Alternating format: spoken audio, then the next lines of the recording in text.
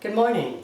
We are continuing our studies in pre-algebra this morning. We are in section 3.4 of our text, which is Pre-Algebra for Christian Schools by Bob Jones University Press. Our topic today is solving decimal equations using addition and subtraction. There's no new material here at all. It's the same principle of solving equations. This video will go very quickly for you, which I'm sure you will enjoy. Our lame joke for the day. What do you get from a pampered cow? You get spoiled milk. Solving decimal equations. I'm going to take one directly out of your book, not even my teacher manual. And we have solve x plus 0.35 is equal to 7.19. I'm going to draw my line on my paper so I have my scratch area available off to the right. X and 35 hundredths is equal to 7 and 19 hundredths. We have an equation that's balanced like a seesaw.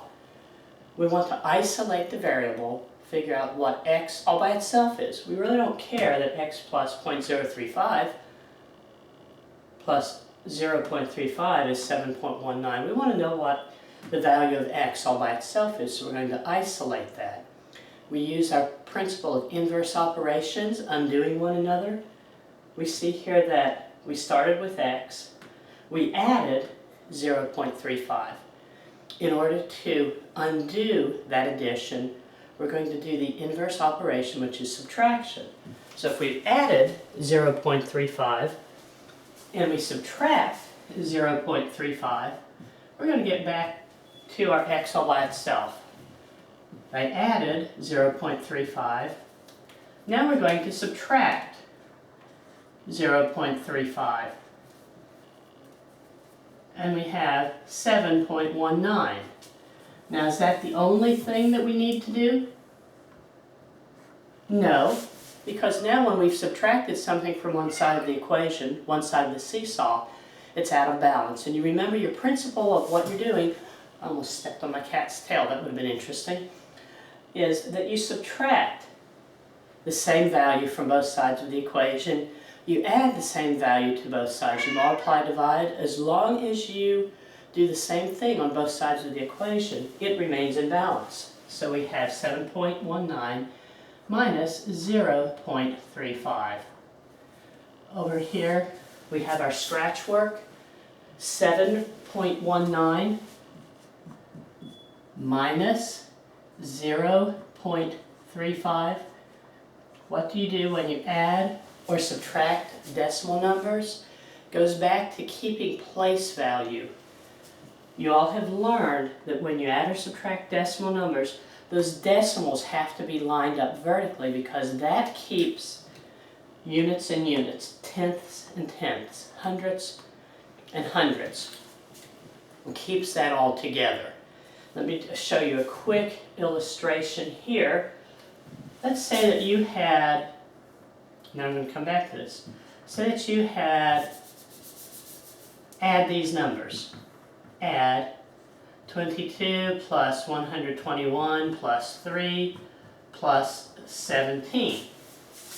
Well, you can go through this and say that's 143, 146, 56, 160, I think. But most of us aren't going to do that arithmetic in our head, and you're prone to errors anyway. And since you're not allowed to use calculator, what are you going to do? You're going to add this vertically.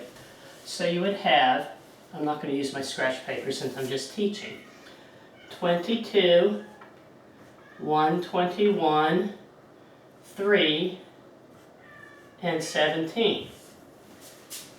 And then you add that up, and we have 1, 2 and 2 is 4, 1, 2, 6, 7, carry a 1, 3, 6, 7, 8. You have 811. Is that correct? Well, no, obviously this is not correct. I just finished telling you that the answer is going to be very close to 160.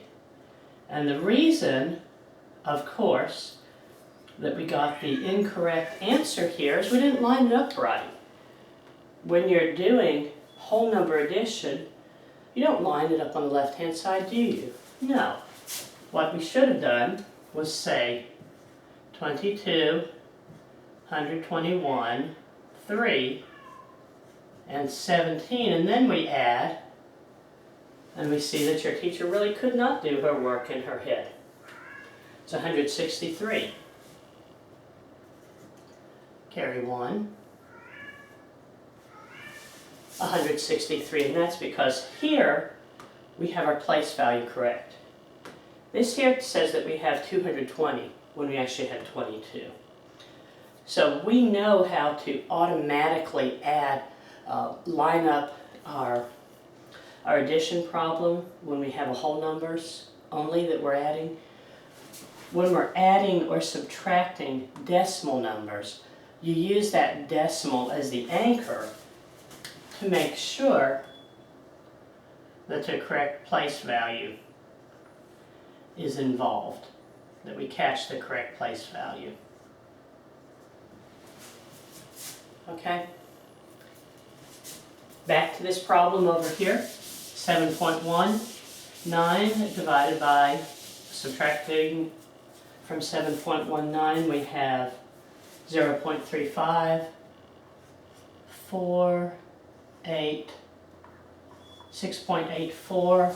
I so do not enjoy arithmetic. I guess that's why I'm an algebra teacher.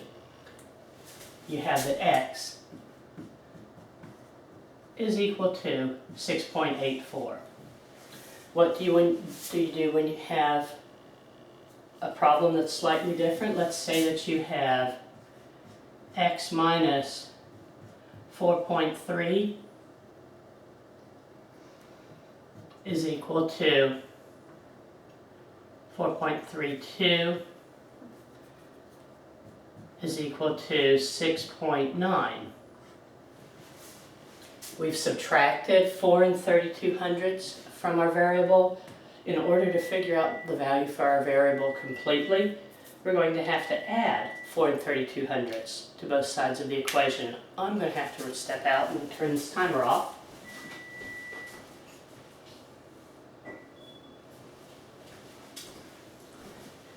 Because that would have kept beeping continually, which would have been a problem. X minus 4.32, add 4.32 to both sides of the equation.